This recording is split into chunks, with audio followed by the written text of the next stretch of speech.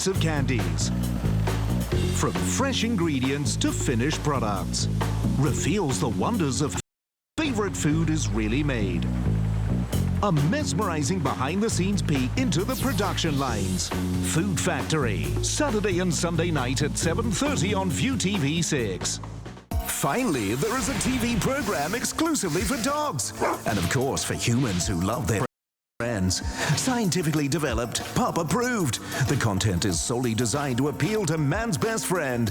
Let your dog sit around TV and be stimulated and entertained by the exciting movements and objects. Or simply chill them out with soothing sounds and images. Just sit back and enjoy the fun of watching TV with your pooches. Dog TV, Saturday and Sunday nights at 8 on ViuTV6.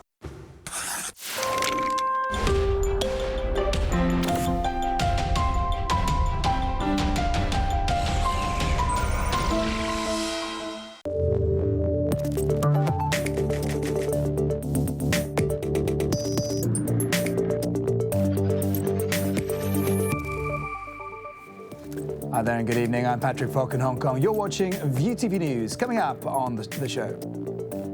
Chinese aircraft carrier cruises into Hong Kong waters. Its commander says he hopes it'll stir patriotism among Hong Kong comrades. Trump draws scrutiny as the G20 summit gets underway in Hamburg. He'll be meeting Russia's Vladimir Putin for the first time since the US election meddling allegations. And topping business news, a big change in fortunes for Samsung. The electronics giant recovers from its Galaxy 7 disaster to post record profits. All right, first up, China's first aircraft carrier cruised into Hong Kong waters this morning for a 5-day visit to mark the 20th anniversary of the handover. Equipped with fighter jets and helicopters, the fleet anchored south of Tingyi, where authorities have declared a no-fly zone during its stay. 2,000 local residents who secured tickets earlier will get to board the ship over the next 2 days. Chief Executive Carrie Lam and principal officials, as well as Beijing's liaison office chief Jiang Xiaoming, attended a ceremony at the PLA's Ngongshen Chao garrison to welcome the carrier. Its commander, Ding Yi, said he hopes the visit will stir patriotism among Hong Kong comrades. Meanwhile, Lam thanked the central government for its care and support for Hong Kong. A lot of Hong Kong citizens camped out at the PLA barracks to fight for the tickets. They want to seize this rare chance to get a glimpse of the carrier battle group. I believe this visit will allow Hong Kong people to witness the country's achievements in terms of national security and the military, which will enhance their understanding and recognition of the country. Now, the prosecution made its opening statement in the hearing for 20 pro-democracy activists of the 2014 Occupy protests. They're charged with contempt of court for ignoring an injunction during the clearance of the Mong Kok Occupy site. 9 of them who pleaded not guilty arrived at the High Court this morning as the hearing entered its second day. Prosecutors said the defendants' actions hurt the taxi business and harmed public interest by causing traffic congestion across Kowloon.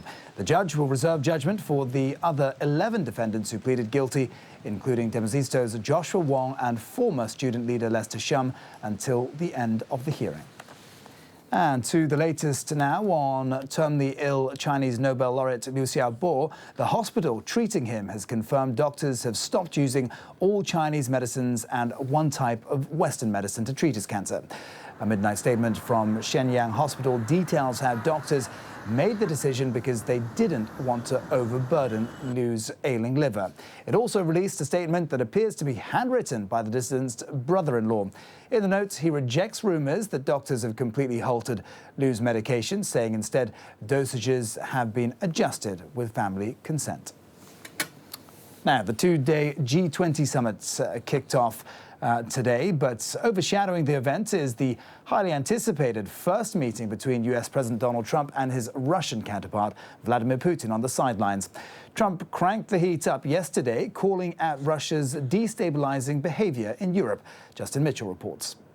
Of a Europe that is strong. He's often heaped praise on Vladimir Putin, but only a day before their pivotal first meeting, President Donald Trump in Poland Thursday changing his tune, aiming a sharp jab squarely at Russia. We urge Russia to cease its destabilizing activities in Ukraine and elsewhere, and its support for hostile regimes, including Syria and Iran, and to instead join the community of responsible nations in our fight against common enemies and in defense of civilization itself. The tough words for Moscow, exactly what NATO allies like Germany want to hear, setting up a much more contentious meeting than many had expected when the two sit down face-to-face on the sidelines of the G20 meetings in Hamburg. The speech in Warsaw marking another turnabout, Trump making his clearest commitment yet to NATO's oath of mutual defense, known as Article 5, meant to counter any threat from Russia. The transatlantic bond between the United States and Europe is as strong as ever, and maybe in many ways even stronger. After Trump alienated NATO on his last visit to Europe, Chancellor Angela Merkel said the alliance could no longer rely on the United States. Trump's words Thursday, perhaps a first step to mending ties, as they met before the G20. But Trump's still sending a mixed message when it comes to Russian meddling in the 2016 presidential race, once again hedging on Russia's involvement, despite unanimous agreement from U.S. intelligence agencies that Putin was behind the attacks.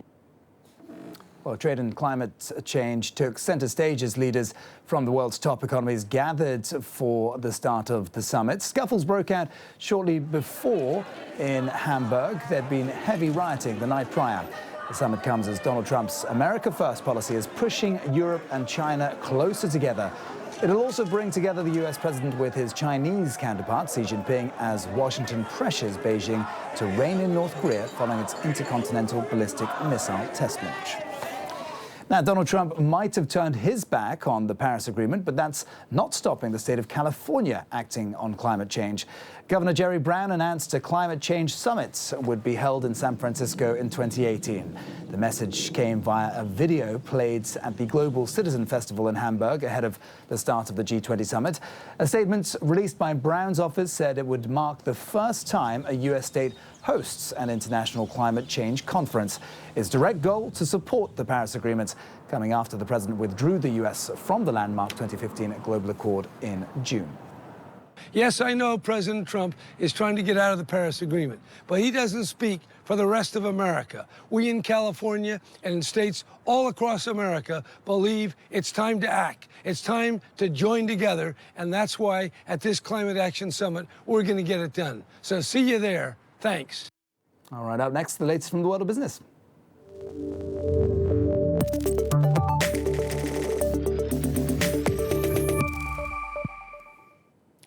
Good evening. Well, it's been a dour end to the week for Hong Kong's share market as losses in the US and Europe rippled right here through Asia. The Hang Seng Index closing down a tick under 0.5%. Tech shares again feeling the pinch with the likes of Tencent back in the red. It's been a poor start to the second half of the year for the city's share market. More than 1.5% wiped off the board since Monday. Samsung's disastrous smartphone dramas appear to be well and truly behind it, with the electronics giant expecting to post its biggest ever quarterly profit. Samsung says second quarter earnings rose 72% to about $12 billion, while overall sales soared 18%. It's by and large thanks to big interest in its new S8 smartphone and a surge in global demand for memory chips. There are now predictions the company will overtake Intel as the world's leading chip maker. Samsung will detail its results in full at the end of this month. Now, major job cuts appear to be on the cards at Microsoft. According to Reuters, thousands of positions are to be scrapped as part of a company restructure. Sales and marketing teams are likely to be hardest hit as Microsoft doubles down on its rapidly expanding cloud business. Shares dropped 0.7% on that news. Now, Google could be hit with more hefty fines from the EU. This time, it's over its Android operating system. Reuters sources say antitrust regulators are weighing up another round of harsh penalties. Sonia Legg has the details. There's no love lost between European Union regulators and Google. They proved that last week by hitting the tech giant with a record fine for unfairly favouring its shopping service. It has denied other companies the chance to compete on the merits and to innovate. And most importantly, it has denied European consumers the benefits of competition. Now Reuters has discovered Google is in line for another blow over Alphabet, its Android mobile operating systems. Antitrust regulators are expected to hit the US giant even harder, accusing it of shutting out rivals. It takes a lot to harm Google, and they have incredibly deep pockets. So that is one thing which is on Google's side. But the EU has very much had it in for Google for a long time. It has a third case underway too, involving Google AdSense. And then there's the old tax issue. The saga of where they base their operations isn't over yet. It's a continuation of trying to make sure Google doesn't have that absolute monopoly. Now, we know that it's becoming incredibly difficult to do that, and Google is an absolutely enormous company. The EU says Google's tactics in the Android case include requiring smartphone makers to pre-install Google Search and the Chrome browser in return for access to other Google apps. And they say it bars the manufacturers from using rival versions of Android. It's reportedly set up a panel of experts to give a second opinion on the case, and their ruling is expected later this year.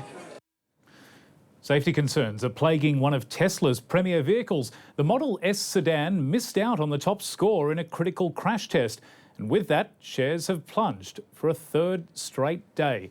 Roselle Chen reports. Tesla's shares tanked on Thursday after its Model S sedan failed to get the top score in a frontal crash test. The test was conducted by the Insurance Institute for Highway Safety. It showed that Tesla's Model S seatbelts wouldn't prevent the driver's head from striking the steering wheel through the airbag. The car got an acceptable rating, one notch down from an optimal good score.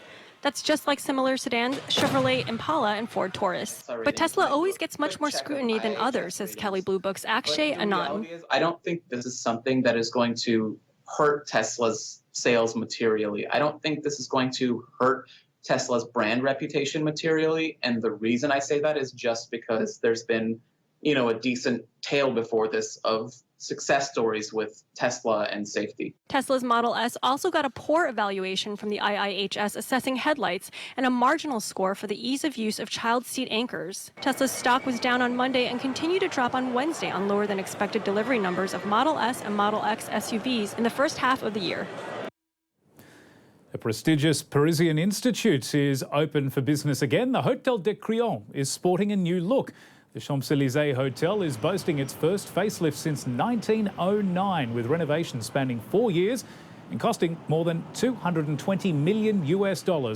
High-end tourism in Paris has suffered in months gone by because of a string of terror attacks, but the hotel's operators hope to lure a new wave of big spending guests, particularly from Asia, the Middle East and the US. And don't expect a cheap stay there if you do choose to go. Rooms are starting at about $1,300 a night.